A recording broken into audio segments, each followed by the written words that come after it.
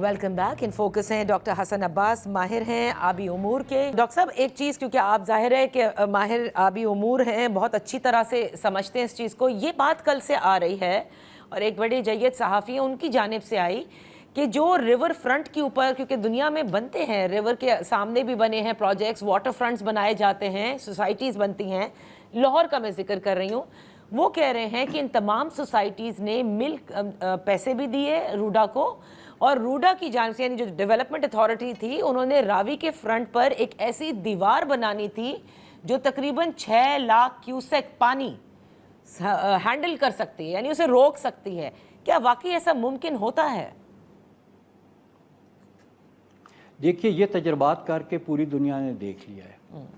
یہ جو ریور کو کنٹرول کرنے والی بات ہے نا, یہ مائنڈ سیٹ تھا 20ویں صدی کا. 100 سال پہلے کا یہ مائنڈ سیٹ تھا کہ ہم فلڈ کو کنٹرول کریں گے.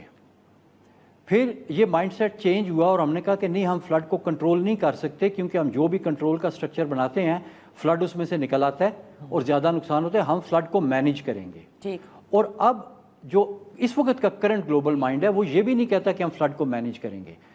کرنٹ گلوبل مائنڈ کہتے ہیں کہ ہم فلڈ کے ساتھ اپنے آپ کو اڈیپٹ کریں گے, ہم اپنے آپ کو ہم آہنگ کریں گے اس کے ساتھ. دیکھیے, یہ جو فلڈ مینجمنٹ اور فلڈ کنٹرول کے سسٹم ہے نا, اس میں کیا ہے, ابھی تھوڑی دیر پہلے ذکر ہو رہا تھا اس بات کا کہ ادھر کا بند توڑ کے اس کو بچا لو, ادھر کا بند توڑ کے اس کو بچا لو, یہ 2 بند توڑ کے سٹرکچر کو بچا لو. بھئی یہ مطلب ہے کہ رابنگ پیٹر ٹو پے پال والی اپروچ جو ہے نا, اب ہم نے اس سے باہر نکلنا ہے.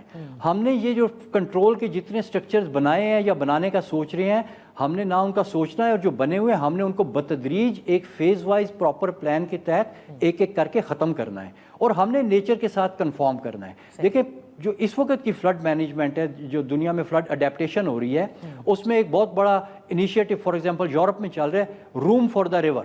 وہ کہتے ہیں دریا کا رستہ خالی کر دو, اور اس رستے کو خالی کرنے کے بعد اس میں وہ نباتات, وہ نیچرل سسٹم جو ہیں وہ ری انٹروڈیوس کریں, جیسے ویٹ لینڈز ہوتے ہیں, ویجیٹیشن زونز ہوتے ہیں, ان کو آپ ری انٹروڈیوس کریں تاکہ آپ کا دریا جس طرح سے قدرت نے اس کو انٹینڈ کیا تھا اس طرح سے دوبارہ چلنا شروع کرے. اس سے یہ ہوگا کہ جب بھی سیلاب آئے گا تو آپ کا سیلاب جتنا پھیل سکتا ہے اس کو پھیلنے کا موقع ملے گا. درختوں کے بیچ میں, ویجیٹیشن کے بیچ میں, ویٹ لینڈز کے ذریعے وہ ریچارج ہوگا, اور یہ اسی ایکویفر کو ریچارج کرے گا جس کا میں نے ذکر کیا کہ اس کے ساتھ اگر آپ وہ ٹیکنالوجی پہ انویسٹ کریں جو اس کو یوزر کے ساتھ کنیکٹ کرتی ہے, تو یہ اس کو کنٹینیوسلی ریچارج کرے گا. آپ کو نہ ڈیم بنانے کی ضرورت ہے پانی سٹور کرنے کے لیے, نہ آپ کو فلڈ پروٹیکشن لیویز اور بند بنانے کی ضرورت ہے, نہ پھر آپ کو بریچیں ڈال کے اس کو بچا کے اس کو مارنے کی ضرورت ہے. آپ کے سوشل کانفلکٹ ختم ہو جاتے ہیں, آپ کے انوائرمنٹل سسٹمز جو ہیں وہ سٹرونگ ہو جاتے ہیں, آپ کی کاربن سیکوسٹریشن بڑھ جاتی ہے, آپ کے فارسٹ خود بخود دریا کے کنارے بڑھنے شروع ہو جاتے ہیں. تو یہ ساری چیزیں آپ کی جو ہیں وہ سینرجسٹک ہو جاتی ہیں. اور اس پہ آج نہیں, ہم نے اس سے پہلے آرٹیکلز لکھے ہیں, آپ کے ڈان میں بھی وہ آرٹیکل پبلش ہوئے ہیں. جی بالکل. جس میں 2 آرٹیکلز کا میں ذکر کروں گا جو 2018 میں لکھے گئے.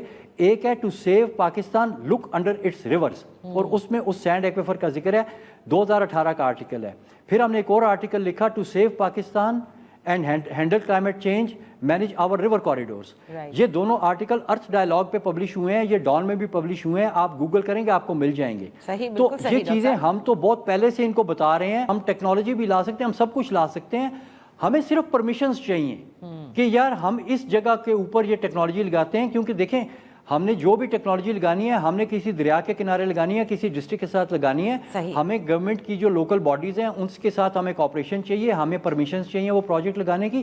پروجیکٹ ہم لگا کے دے دیتے ہیں, اگر چلتا ہے تو پھر آپ خود ہی دیکھ لیں گے کہ ہم کیا بات کر رہے ہیں. کیونکہ باتوں میں بہت کچھ کہہ سکتا ہوں, لیکن جب ایک چیز گراؤنڈ پہ آتی ہے تو پھر وہ چیز جو ہے ہر کسی کو سمجھ آتی ہے. ڈاکٹر حسن عباس, بے حد شکریہ. That's all for today. کل پھر آپ کی خدمت میں حاضر ہوں گے.